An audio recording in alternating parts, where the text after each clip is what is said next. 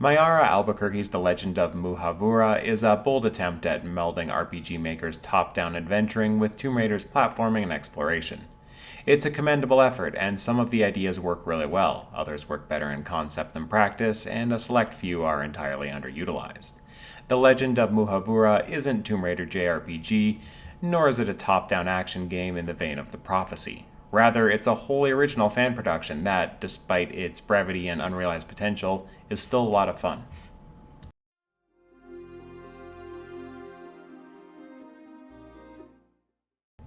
Players are able to either jump right into the main adventure or explore Laura's home. Obviously, experiencing Laura's home from a new vantage point was too much to resist, and I started my playthrough there. You can learn some of the platforming mechanics in the gym, run errands for Winston, and just have a generally good time exploring. It looks perfect, melding that cozy RPG Maker look with the floor plan of the original manor. That said, I found myself unable to exit once I was done looking around. I'm not sure if this just hasn't been accounted for or if I was doing something wrong, but I hope Albuquerque continues to expand this level, giving players more to discover and unlock.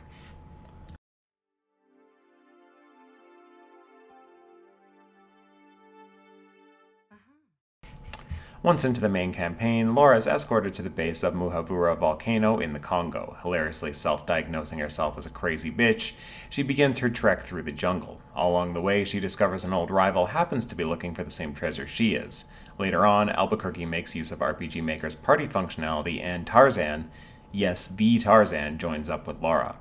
Even though it doesn't tie in with any established Tomb Raider universe directly, The Legend of Muhavura proves a fun, decently written spin-off in the vein of both core and LAU lore with its semi-frequent bits of chatter.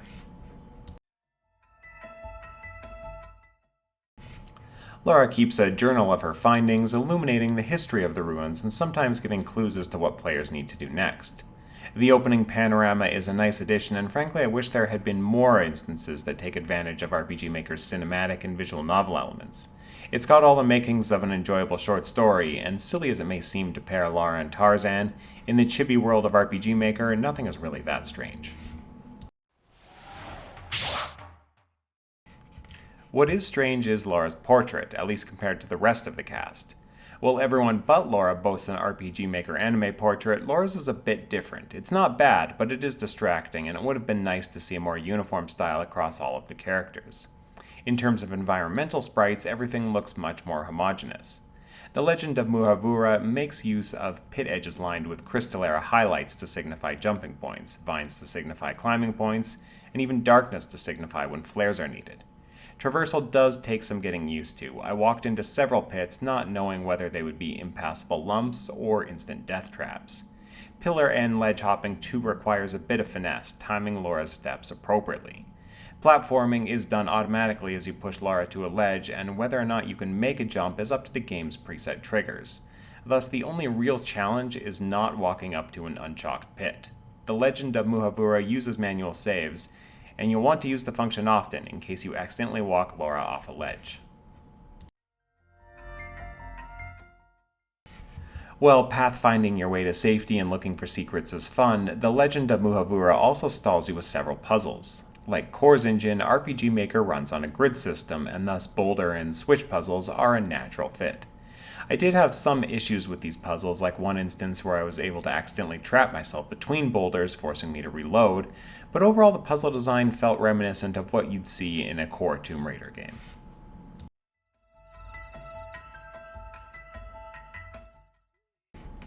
The base props and textures used suit Tomb Raider to a T, and Albuquerque has built some nice looking levels to explore.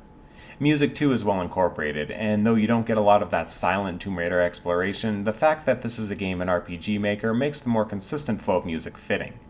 Little details like Laura wearing her sunglasses in the field but not at home are nice, and a lot of effort has gone into making RPG Maker look like Tomb Raider. That said, one section with a boat does use the default RPG Maker rowboat sprite, and it would have been nice if Albuquerque had incorporated something a bit more Tomb Raider-y for this vehicle section.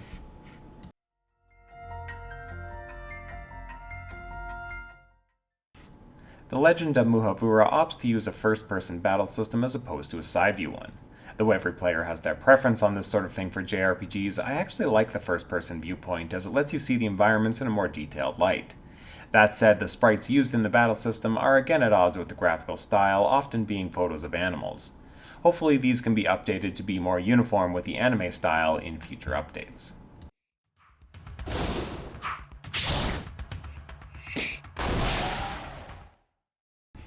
The biggest issue with this RPG Maker take on Tomb Raider is the RPG system. For all the work that went into designing circuits for platforming, making puzzles, hiding secrets, and crafting a compelling narrative, the actual combat and resource management are a bit bland. You can grind for XP and items if you wish, and there is new equipment to find. However, the random nature of the battles does take away from the immersion, as so many of these fights are trivial. Lara and Tarzan have special moves, though Lara doesn't seem to use her MP meter at all. Early on, Lara states she is strong enough to move a boulder, in a nod to Angel of Darkness's underutilized RPG system. If anything, I wish the RPG system here had been more aimed around environmental interaction or in-game feats, like jumping and pushing, or intelligence via journal entries for that matter. But maybe that's something Albuquerque is looking to implement later on. The game is quite short, at least for a JRPG, making any expansion of the combat system and leveling trivial without expanding the story as a whole. I'm not sure whether I'd prefer Albuquerque scrapped it entirely, making the game more like a corpse party adventure, or elongated the game to make the combat and upgrades more impactful. Either way, the RPG aspect of The Legend of Muhavura is the game's weakest point in its current state.